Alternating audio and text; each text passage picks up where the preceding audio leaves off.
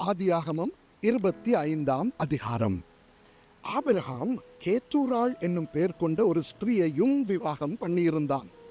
அவள் அவனுக்கு சிம்ரானையும் யக்ஷானையும் மேதானையும் மீதியானையும் இஸ்பாக்கையும் சூவாகையும் பெற்றாள். யக்ஷான் சேபாவையும் தேதானையும் பெற்றான். தேதானுடைய குமாரர் அசூரிம், லெத்தூசிம், லெயூமீம் என்பவர்கள். மீதியானுடைய குமாரர் ஏப்பா, ஏப்பேர், ஆனோக்கு, அபீதா, எல்தாகா என்பவர்கள். இவர்கள் எல்லாரும் கேத்தூராளின் பிள்ளைகள்.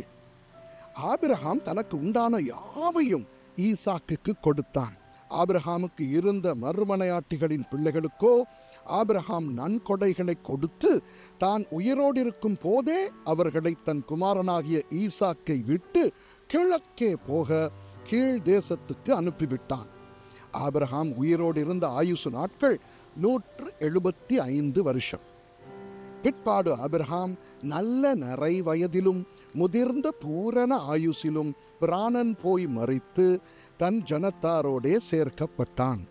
அவன் குமாரராகிய ஈசாக்கும் இஸ்மவேலும் மம்ரேக்கு எதிரே ஏத்தியனான சோகாரின் குமாரனாகிய எப்பெரோனின் நிலத்திலுள்ள மக்பெலா என்னப்பட்ட குகையிலே அவனை அடக்கம் பண்ணினார்கள். அந்த நிலத்தை ஏத்தின் புத்திரர் கையிலே ஆபிரகாம் வாங்கியிருந்தான். அங்கே ஆபிரகாமும் அவன் மனைவியாகிய சாராளும் அடக்கம் பண்ணப்பட்டார்கள். ஆபிரகாம் மரித்த பின் தேவன் அவன் குமாரனாகிய ஈசாக்கை ஆசீர்வதித்தார்.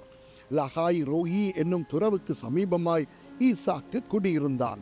சாராளுடைய அடிமை பெண்ணாகிய எகிப்து தேசத்தாளான ஆகார் ஆபிரகாமுக்கு பெற்ற குமாரனாகிய இஸ்மவேலின் வம்ச வரலாறு. பற்பல சந்ததிகளாய் பிரிந்த இஸ்மவேலின் புத்திரருடைய நாமங்களாவன: இஸ்மவேலுடைய மூத்த மகன் நெபாயோத், பின்பு கேதார், அத்பியேல், மிப்சாம், மிஷ்மா, தூமா, மாசா, ஆதார், தேமா, எத்தூர், நாபீஸ், கேத்மா என்பவைகளே. தங்கள் கிராமங்களிலும் அரண்களிலும் குடியிருந்த தங்கள் ஜனத்தாருக்கு 12 பிரபுக்களாகிய இஸ்மவேலின் குமாரர்கள் இவர்களே. இவர்களுடைய நாமங்களும் இவைகளே. இஸ்மவேலின் வயது 137. பின்பு அவன் பிராணன் போய் மரித்து தன் ஜனத்தாரோடே சேர்க்கப்பட்டான். அவர்கள் ஆவிலா துவக்கி எகிப்துக்கு எதிராக அசீரியாவுக்கு போகிற வழியில் இருக்கும் சூர் மட்டும் வாசம் பண்ணினார்கள். இது அவன் சகோதரர் எல்லாருக்கும் முன்பாக அவன் குடியேறின பூமி. ஆபிரகாமின் குமாரனாகிய ஈசாக்குடைய வம்ச வரலாறு. ஆபிரகாம் ஈசாக்கை பெற்றான். ஈசாக்கு ரெபேக்காளை விவாகம் பண்ணுகிற போது 40 வயதாய் இருந்தான். இவள் பதான் அராம் என்னும் சீரியா தேசத்தானாகிய பெத்துவேலுக்கு குமாரத்தியும் சீரியா தேசத்தானாகிய லாபானுக்கு சகோதரியுமானவள். மலடியாயிருந்த தன் மனைவிக்காக ஈசாக்கு கர்த்தரை நோக்கி வேண்டுதல் செய்தான். கர்த்தர் அவன் வேண்டுதலை கேட்டருளினார். அவன் மனைவி ரெபெக்காள் கற்பந்தரித்தாள். அவள் கற்பத்திலே பிள்ளைகள் ஒன்றோடொன்று மோதிக்கொண்டிருந்தன. அப்பொழுது அவள், இப்படியானால் எனக்கு எப்படியோ என்று சொல்லி கர்த்தரிடத்தில் விசாரிக்கும்படி போனாள். அதற்கு கர்த்தர், 2 ஜாதிகள் உன் கற்பத்தில் உண்டாயிருக்கிறது, 2 வித ஜனங்கள் உன் வயிற்றிலிருந்து பிரியும், அவர்களில் ஒரு ஜனத்தார் மற்ற ஜனத்தாரை பார்க்கிலும் பலத்திருப்பார்கள், மூத்தவன் இளையவனை சேவிப்பான் என்றார். பிரசவ காலம் பூரணமான போது அவள் கற்பத்தில் 2 பிள்ளைகள் இருந்தது. மூத்தவன் சிவந்த நிறமுள்ளவனாயும் சர்வாங்கமும் ரோம அங்கி போர்த்தவன் போலவும் வெளிப்பட்டான். அவனுக்கு ஏசா என்று பெயரிட்டார்கள். பின்பு அவன் சகோதரன் தன் கையினாலே ஏசாவின் குதிங்காலை பிடித்து கொண்டு வெளிப்பட்டான். அவனுக்கு யாக்கோபு என்று பெயரிட்டார்கள். இவர்களை அவள் பெற்ற போது ஈசாக்கு 60 வயதாய் இருந்தான்.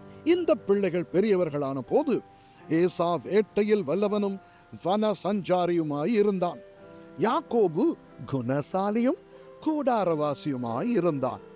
ஏசா வேட்டையாடி கொண்டு வருகிறது ஈசாக்கினுடைய வாய்க்கு ருசிகரமாய் இருந்ததினாலே ஏசாவின் மேல் பட்சமாய் இருந்தான். ரெபேக்காளோ யாக்கோபின் மேல் பட்சமாய் இருந்தாள். ஒரு நாள் ஏசா வெளியிலிருந்து களைத்து வந்தபோது யாக்கோபு கூழ் சமைத்துக் கொண்டிருந்தான். அப்பொழுது ஏசா யாக்கோபை நோக்கி, அந்த சிவப்பான கூழிலே நான் சாப்பிட கொஞ்சம் தா, இளைத்திருக்கிறேன் என்றான். இதனாலே அவனுக்கு ஏதோம் என்கிற பெயர் உண்டாயிற்று. அப்பொழுது யாக்கோபு, உன் சேஷ்ட புத்திர பாகத்தை இன்று எனக்கு விற்று போடு என்றான். அதற்கு ஏசா, இதோ நான் சாகப் போகிறேனே, இந்த சேஷ்ட புத்திர பாகம் எனக்கு என்னத்துக்கு என்றான். அப்பொழுது யாக்கோபு, என்று எனக்கு ஆணையிட்டு கொடு என்றான். அவன் யாக்கோபுக்கு ஆணையிட்டு தன் சேஷ்ட புத்திர பாகத்தை அவனுக்கு விற்று போட்டான். அப்பொழுது யாக்கோபு ஏசாவுக்கு அப்பத்தையும் பயற்றங்கூழையும் கொடுத்தான். அவன் புசித்து குடித்து எழுந்திருந்து போய்விட்டான். இப்படி ஏசா தன் சேஷ்ட புத்திர பாகத்தை அலட்சியம் பண்ணினான். ஆமென்.